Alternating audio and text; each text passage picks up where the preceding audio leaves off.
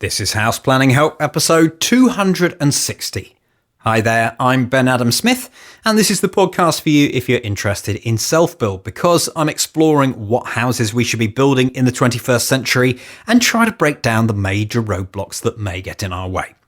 Coming up in this session, my guest is Mark Stevenson, the Managing Director of Potton, and we're going to be looking at the differences between self-build, custom build, and speculative developments. I'll tell you how this one came about, actually, because my production company, Regen Media, we like to keep ourselves within the bounds of construction, particularly in housing if we can. So Potton, ideal client for us. We've worked with them for a few years now. We were filming when they built their passive house. We've done numerous case studies for them as well. And they run the Self-Build Academy. They believe a lot in education. So this was what we were doing some filming for. And I was just chatting to Mark off camera about development. This is the next thing that I want to do, set myself down that path. Bit of a challenge as well, whether we can make a passive house development that will also bring in a profit. And it was clear that he's got experience there too. So he covers quite a big area, which is perfect for us. And I was chatting away thinking, I should be here with my microphone. We should turn this into a podcast. So I went back this week and thought, right, here we go then. We'll make this into a podcast. So that's what this chat's all about. And I started by asking him, Mark, to tell me a little bit about his background and what he does. So I'm Managing Director of Potton, but before joining the business, I used to work for house builders and developers. I spent most of my career working for them. I spent 10 years as a construction director, so from my specialist expertise, I'm probably more au fait with how to build buildings, how to manage building sites than anything else. And then 7 years ago, joined Potton, and now quite focused on helping people build their own homes. What I'm hoping to do is transition from a self-builder to do a small development. It'll be quite different from a lot of developments in that I'm hoping to build a low energy scheme and try and demonstrate that there is a need and a want for that out there and still make some money. So today I'm looking to bridge those two things. So what is self-build to begin with? We'll start with that simple. I know the answer, but how do you define it and your work here at Potton? So self-build isn't self-building. It's self-commissioning. It's much more about commissioning a house. Very, very few, if any, people build their own home themselves. What most people would do that's working with Potton, and the majority of the market, would self-commission. They may take the risk of buying a piece of land in the hope of getting permission and then building a house that they've commissioned to meet their needs. The actual construction work would be done by a series of contractors or a main contractor or a project manager on their behalf. So very few people self-build. So it's probably a misbranded industry in some respects. And the label custom build, is that looking to take over what this means, or how does that fit into the picture? So the intention when custom build as a term in our industry was created, the government wanted to rebrand self-build and really wanted to move the sofa self-builders, the people that were watching the TV programmes, reading the magazines, that didn't have the confidence to go forth and buy a piece of land and risk getting planning permission or have the fear of building it themselves. They wanted to try and explain to the market that you didn't have to do all those things. The planning permissions could be put in place on plots beforehand. Builders are on hand to be able to build houses on your behalf, and therefore all you need to do is customise the house. Just bring your own personality to the individual design that you want, and everything else will be done for you. And that's where custom build kind of came from. And how is that doing in terms of popularity? There's a big demand, but I suppose it's been held back through the lack of industry at this point in time. The house building industry is full of speculators, people that and organisations that find land, get a permission, look forward and speculate on what might be saleable, and then they build that product out and offer it for sale. So most of the market recognise that as a development activity. Now that we've got custom build coming forward, and it's an obligation that local authorities have to help satisfy the demand for custom build, developers are starting to turn their eye and say, well, how can we satisfy that requirement? And maybe package companies like Potton are starting to turn their businesses to position them to help those individuals and move custom build schemes forward. But that's one step at a time, and it's starting to emerge. So we've had no real massive traction yet. That's to come in the future. But the opportunity is certainly starting to evolve. And that's been driven by the 40,000 plus people that have signed the self-build registers. So at some point in the future, that's going to become houses built, you would hope. Is there a slight blur in this line between self-build, the misnomer, and custom build? I mean, where does one go into the other one? There's lots of blurred lines. The whole thing is blurred. That's the trouble. I think we all bring our own perceptions of what each one of those things are. I'm probably as close to a self-builder as you might find, because I will get my tools out and build my own house, as well as working with trades. But someone else that might say, I'm going to self-build a house, would only have commissioning trades in their mind and wouldn't recognise what I am. And that's no different when it comes to custom build. I think because it's such a new brand in its infancy, people are making their own judgments about what it is. And the industry that's emerging have got all their own little versions, their own little business models, and therefore there's a mixed picture out there, so it's very blurred. From Potton's point of view, we will help landowners move their land forward and say, here's a plot, what house would you want to build on there? But maybe another business would do it in a slightly different way. They might say, here's a plot and here's 5 houses to choose from, which one do you want? They're both custom build, but one has a lot more choice than another, and that may be welcome or not, depending on what your inclination is as a customer. Now, is self-build the best way to get the home that you want? Not necessarily. I think it really depends on you as an individual, and it depends on how customised you want that house to be. It may be the case that if you're very particular, you want something very unique, very individual, and maybe a really high performance that's not ordinarily available in the market, is the only choice. And therefore, someone may choose to go down that route because it's the only way to get that individual house. But if there is a developer out there that's working in your area, that's creating a house that by chance ticks every one of your boxes, and the quality is very good, and some developers have an exceptional quality, maybe not all developers do, but some do, then that's equally, just ticking your boxes. So why is that not just as acceptable? The reality is, as soon as you start to personalise, you end up with the problem that what you want isn't available in the market. So you've got that challenge to, how do I find what I want, and how do I get that house built? I believe that if customers can talk to builders and developers much earlier and actually say, this is what I want, can you provide it? I think we'd be quite surprised, particularly with some of the small builders, that they say, yes, of course I can. I just need to think a bit differently. Because actually when you get back to speculative development, it's quite a risky prospect, because the developers are having to make decisions about what someone might want to buy in the hope that they'll buy it at the end. And therefore that's risk. Now, if they could figure out what someone wants before they've started laying the first brick and build exactly what someone wants and therefore guaranteed a sale, why would they not want to do it? So I think there's going to be a merging of minds here at some point in time. There is more choice than self-build. There is custom build. There is just working differently with developers and looking at how developers work differently to reduce their risk and actually give customers what they want. Risk is quite an interesting word. We'll come on to speculative in a moment, but what are the risks of self-build and custom build? Well, it depends on what point of the journey that you're on, and that risk changes as time goes on. The biggest risk by far, which is completely manageable, is the risk of securing a planning consent.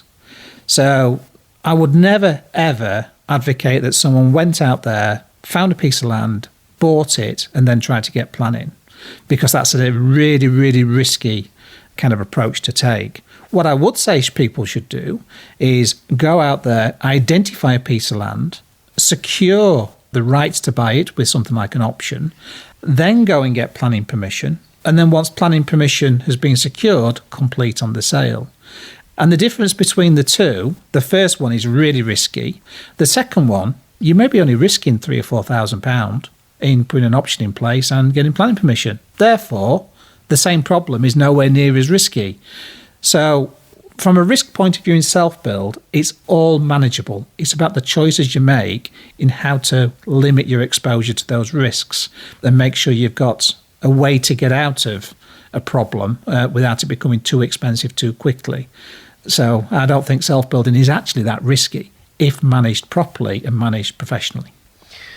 With most self-builders, would they buy a plot with planning permission or go down, I suppose at that point when you've got an option in, you've effectively done the same thing, haven't you, that you've got planning permission? I think most self-builders would start with a piece of land that's got residential status attached to it. And that might come in the form of maybe an existing house that they demolish and rebuild. It might come in the form of getting a consent by the landowner and then selling that plot off with a consent for something. But generally speaking, they would have a consent with it. I do come across some people that have gone out there and bought maybe a field, a paddock, and then said, I'm going to build a house on it. And luckily, they're in the minority because that's only ever going to be a home for a horse. So you shouldn't do those things. So generally speaking, most people would start with something that's got a residential status attached to the land, even if a house does not exist at this point in time. What is a speculative development? So a speculative development, this is what developers do. And what they're doing is trying to predict what someone would want to buy at the end of the whole process of acquiring a piece of land, securing a planning consent and building out a house. So the speculative developer is making all the choices about what someone might want, how the house should look, how it should function and form, and how it should perform. And in doing so, they're trying to maximise the value of that asset, that property that they've built, in the hope that they can sell it and make a profit. So they're speculating on the value, speculating on the profit, but that's only realisable at the point of sale when everything's finished. So it's got quite a lot of risk involved in that process. And this can be someone very small scale right up to the volume builders. Absolutely. You can be a speculative developer and build one. As soon as you say, I'm going to develop a house in the hope of selling it for a profit, you are now a speculative developer. You are no different to someone like Barrett's. That's exactly what they do, but they do that at scale and therefore have bigger margins and bigger profits to make because they've got the economies of scale to their advantage. What is that profit margin then? Where does it start and where does it finish and why? Well, that's a good question because it can be, anything with a positive in front of it is zero is then? First. No, not zero, sorry, 0.1 or something. It needs to have some return to be a profit. We don't want speculative developments to turn into negatives. And it's very wide-ranging in truth. It could be it depends on how you measure profit to start with.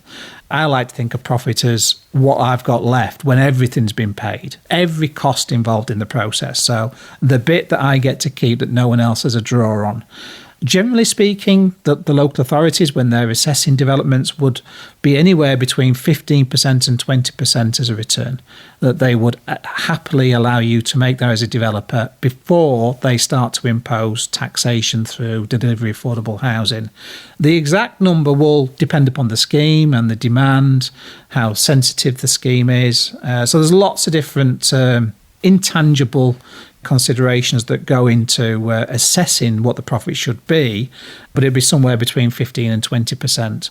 Of course, as an individual wanting to make a bit of money, you might say, I've got no overhead, so I can make a bit less. But if you're a big developer and you've got a big overhead to pay, you've got all your officers and your staff to pay, then your return needs to be more. So they're going to have to push a bit harder and may take decisions in the development process to maximise that profit to sustain that business. Whereas an individual has a few more choices to play.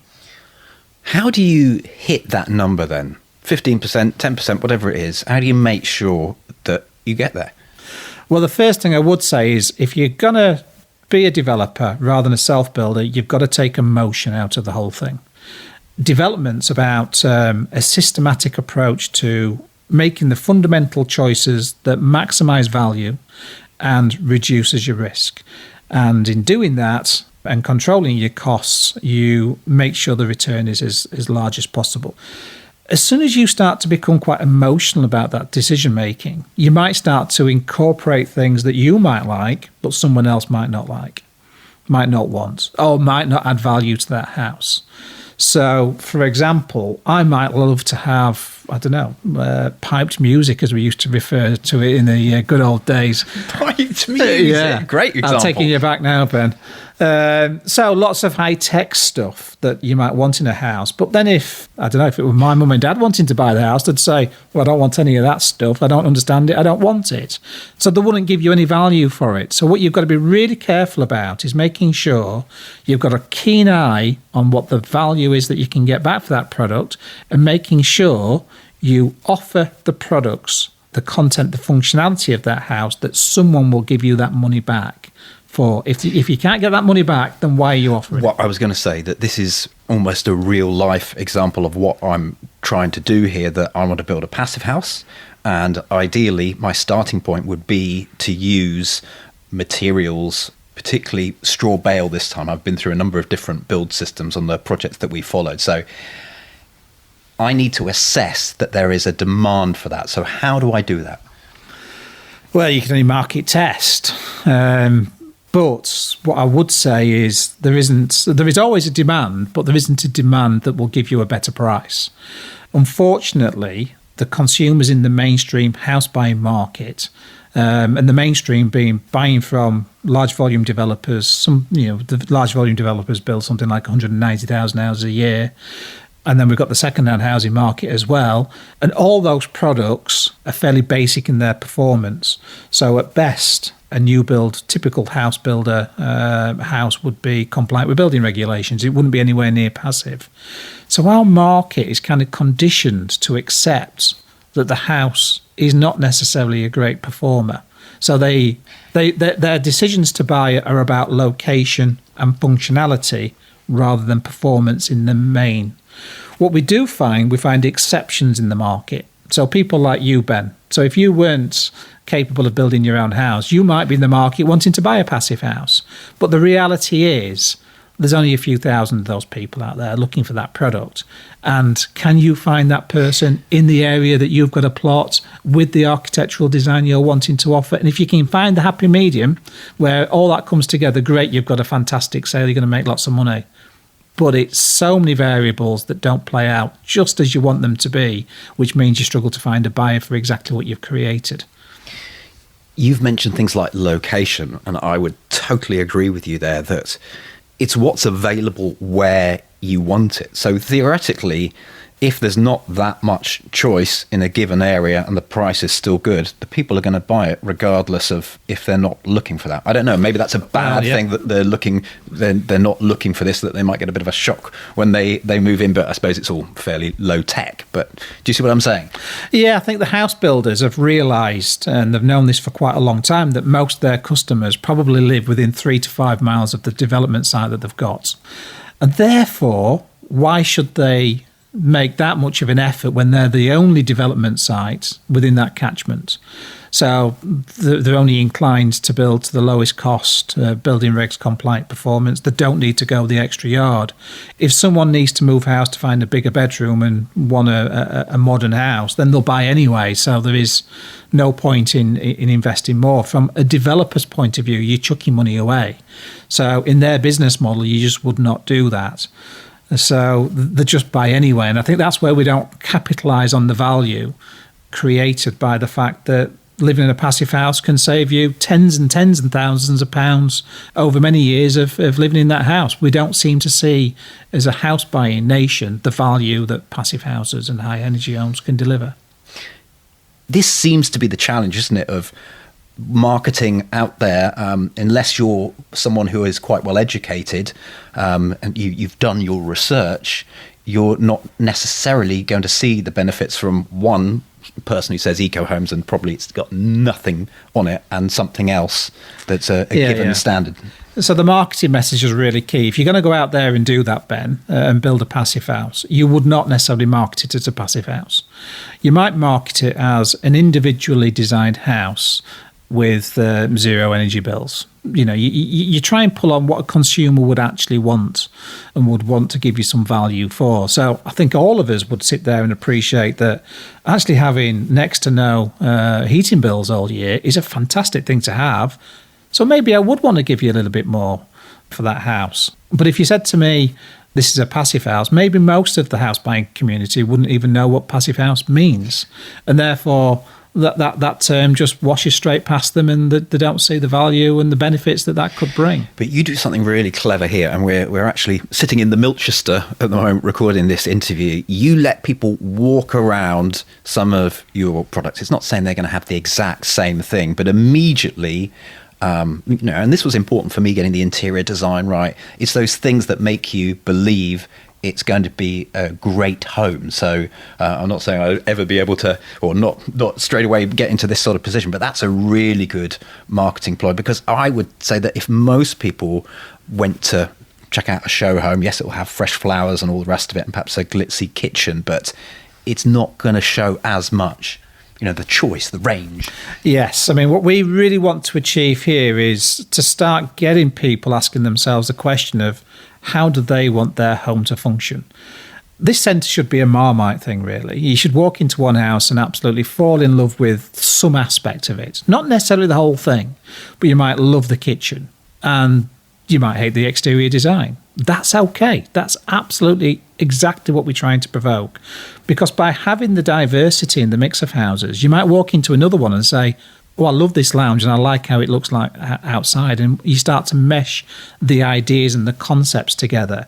And in doing so, by doing it kind of real time, by walking around a physical property, you can start to understand how you can commission something that's all about you and your family and deliver something that functions in the way that you want to behave and live together as a family. And that's just about spaces and how things work. I was going to say, I've sent a lot of people your way, because one of the things that you do when you get here is you show all the floor plans. Why is that useful? Because it shows you how big every room is. So you can almost pick and choose what spaces you want. And then you think, well, hold on, this is a bit too big. This is exactly the right size. And I think that's very underrated, because you can get carried away looking at architects' plans and not have a clue what it means. Yeah, I think being able to just sit in a room and absorb the surroundings and then reflect on how it works and how you would work together with a family, I think is absolutely paramount in deciding how to design a home that meets the family's needs. I don't know how you would design a home without doing that. I suppose you're giving over the creative choice to maybe architects who are making those decisions on your behalf. And I don't know how they could ever get that right. They might have some fantastic ideas. Yeah, through experience, through, good architect hopefully should be able to hone in on the client. That's what makes you good. But it's also, all about the brief then. Yes. Because an architect is only as good as the brief that's given to them. Poor brief, I don't know how the best of architects can respond with the right answer. With an absolutely spot-on brief, most architects can answer with a good answer. And Potton are no different. This centre is about helping you craft the design brief that you want. So you can come out of this centre and say, I'd love a lounge like this. I'd like some of these features in there. This is a good aspect. All those kind of more subjective attributes that you might not have thought to write down, you would all of a sudden start to trigger as a result of being in the spaces and reflecting upon those spaces. And I guess what we're trying to do is make sure the brief is as good as possible so we can respond to those individual needs. You've got to remember as well that in having an individual house, there is no right or wrongs at any point through the process. If a lounge should be square, rectangular, long and thin, double vaulted, none of that's right or wrong. It's all about you and how you want that lounge to function. And the same with the kitchens and bedrooms, etc., etc. It's not as though we're trying to preempt and say, this is how it should be. We don't want to do that. We want to provoke your mind into making the choices that you say, this is how I want it to be. And that's a big difference. Just going back to self-build and spec developments then. So what are the key differences between the two? We probably mentioned a bit, but, put side by side. Well, self-builds are driven from a personal point of view, aren't they? They're about you. They're about individuality. They're about making sure that you deliver on what you're trying to achieve for your family, first and foremost. Speculative developments, yes, it's a home, yes, it's a house that's going to be built, but actually you're not going to live there. So it's a business proposition. So you're trying to second guess what someone who might buy it might want. And in doing that, what you're trying to do is appeal to certain types of individuals that might offer you a bit more money to raise profit margins. So it becomes about a set of business decisions based upon the same kind of criteria that you might consider as a self-build. But actually, the decisions you make in a self-build is about you and your family. You'll invest, you'll spend whatever you feel appropriate to spend, and that's the right answer. Whereas in a speculative development, you will say, well, actually, will I get my money back? Is there a profit margin in there? And why would I want to offer that? We're all individuals, and maybe not everyone would want to live in a house that I would ideally want for me and my family. And therefore, can I sell it if I built another one of the houses I'm just about to build, I'm building at the moment? Possibly not. I'd have to think about the market, the demand, and making sure I satisfy that, because a development is only successful once you've sold it and sold it as a profit. That was going to be one of my questions, is what makes a successful spec development? For me, the fact that someone's come and bought it and given me the price that I would need to then go forward and do another one. It needs to reflect the effort. The reward needs to reflect the effort. It certainly needs to cover the risk, but it certainly needs to be saleable. And I think sometimes in the needs to be probably a bit different, some of the new developers, small developers, forget about the saleability. They might go a little bit too individual, maybe building a glass box or a rocket ship or something that the market's probably not generally ready for. That's not to say you won't find a buyer, but you'll just take a lot longer to find the buyer that's prepared to live in the rocket ship dream that you had as a spec developer.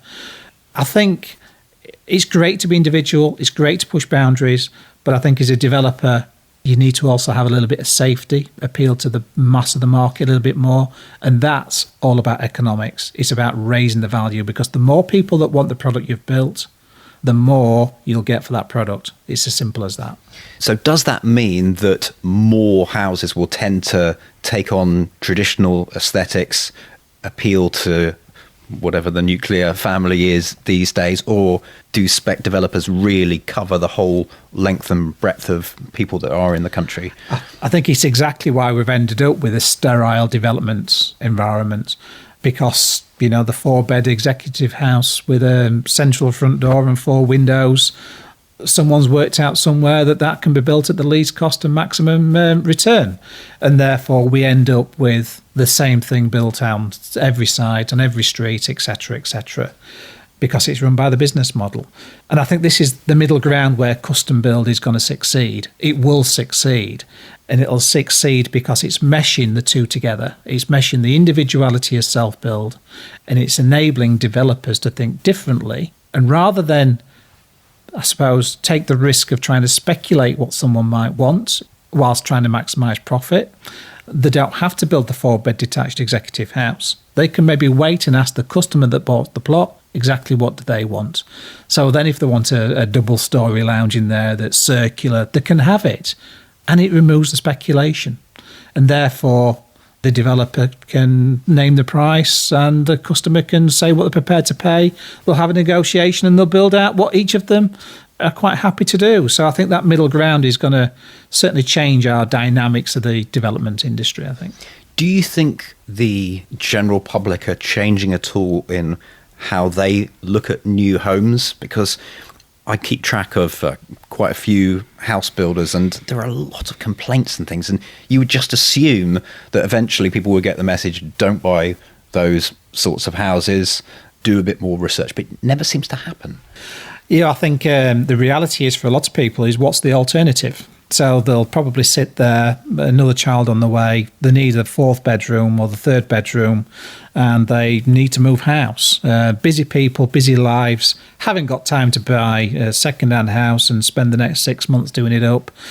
And the only alternative out there is the development estate down the road, which has been made very, very nice and convenient. It's got the extra bedroom, it's a good price, and they'll do a part exchange and they'll pay all the legal costs, and it's very, very convenient to go down that route. And that's why that continues. It's about convenience. We're busy people, and for a lot of people, it's about the convenience of moving your life on. I think for some of us, convenience is not always the big issue. I actually like building houses using my own tools, and therefore I'll put myself to some degree of inconvenience to get what I want. I actually enjoy the process, which is really good. But I think a lot of people suffer the self-build process in some ways to get that individual house at the end of it, because it's the only way to get the individuality. Because at the moment in the marketplace, most of our new houses are built by developers offering a very convenient, safe product that doesn't quite offer what everybody wants, but actually it is what it is. Is quality always going to come second to profit when it comes to speculative developments, or can you give examples of where quality works? No, it's not. And I think it doesn't take long by doing a bit of market research and going out there to look at what all the different developers are doing. Some developers at the bottom of the market, actually, quality is a secondary thing. And there are those people out there, and I won't name who they are. But at the top end of the market, people like Barratt's and Crest Nicholson pride themselves on producing quality. I used to work for a developer called William Davis in the Midlands, and quality was everything about what we did every day. We would absolutely be doing everything to get it right. But because we were building volume, we didn't always get everything right all the time. So there is a reality for Barratt's in building 18,000 houses, that there will be some things that don't go according to plan. But the intent of that business, from my experience working with them as a supplier to that organisation and Crest Nicholson, they want to get it right. And they're striving to get it right. And they go through the HBF 5-star house builder programs, and they engage with an HBC, but they are building a lot of houses all the time. But you do get developers that don't have those same virtues, those same principles, and therefore would compromise on quality. I think some of the quality issues we have are probably more about some of the decision makers in the development process aren't necessarily the right ones. So, for example, maybe a quantity surveyor employing a subcontractor to do a job of work is more concerned with price than the quality that's being outturned. And maybe some of the developers would be well advised to be able to think about, well, who's making the decisions and how are those decisions being made and who's being employed and how are we specifying what materials want to be used and how they're being completed. And I think some of what they do might change slightly if they did that.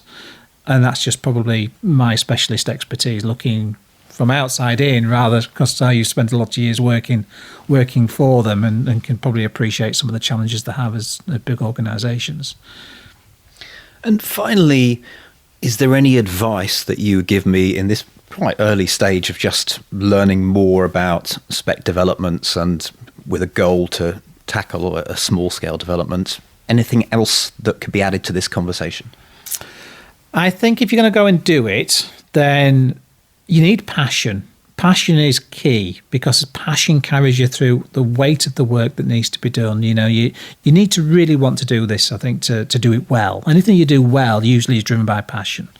So keep the passion, but don't make it personal.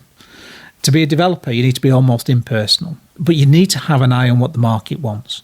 So the more market research you can do, understanding what kind of things people want, and how you can incorporate them into a house.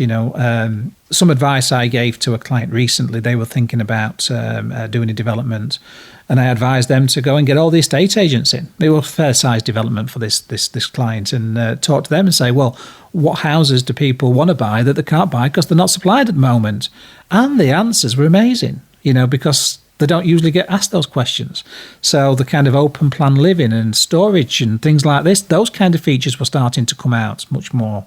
So the more market research you can do about what the local market wants, and then build those features in and make it clear that those things are available in the house, the better. But just don't go off on a leap of faith that your beliefs are the ones that everybody else should have, because it's not necessarily the dream that everybody shares that you might have. Mark, thank you for all your information today. Enjoy that. Thank you. Head online to take a look at the show notes that accompany this session, houseplanninghelp.com/260. You can review all the main information once again. We always provide a summary. Perhaps you have a comment or you'd like to ask a question. Well, there's a section at the bottom of the show notes for that. We'll link you to Potton, so you can check out their website, and the Self Build Academy, which we mentioned earlier, houseplanninghelp.com/260. My call to action today is for you to check out the hub, and there are a couple of new things in there. Firstly, a new video, and this one, it's my in-depth video case study. We follow builds the entire way through, and so this is my own project, a masonry build. We're up to the stage now where we're erecting the trusses. So these are prefabricated, and because it's a cat slide roof, this was one of the constraints on the project, that we have a neighbour very close by. So in order to preserve the amenity of the neighbour, we had to make sure that we could dip that roof down a little bit. So we look at those trusses going up, how they're braced as well. There's also a delay on site. We're building in the early part of the year, so you expect that really, don't you? And we look at battening down, getting ready for those tasks. So that's the latest video in the hub. We've also had another live training session. Our guest expert this time was architect Paul Tester, looking at approaches to retrofit and what he's learned from carrying out his own Enefit refurbishment of a semi-detached property. So that's very interesting, including he was telling us how you slow things down at the air tightness stage. That's the bit that you've got to get right. No point rushing on into the next bit if you haven't hit your air tightness target. So it was on a cost plus contract and just wanted to get it right. So that's in the archive in the hub. Lots more too. If you want to find out more, head to houseplanninghelp.com/join. Next time, Duncan Baker-Brown from BBM Sustainable Design is my guest, and we're going to be looking at reducing waste, reusing materials, and finding out about the circular economy. Thanks for listening. The House Planning Help podcast is produced by Regen Media, content that matters.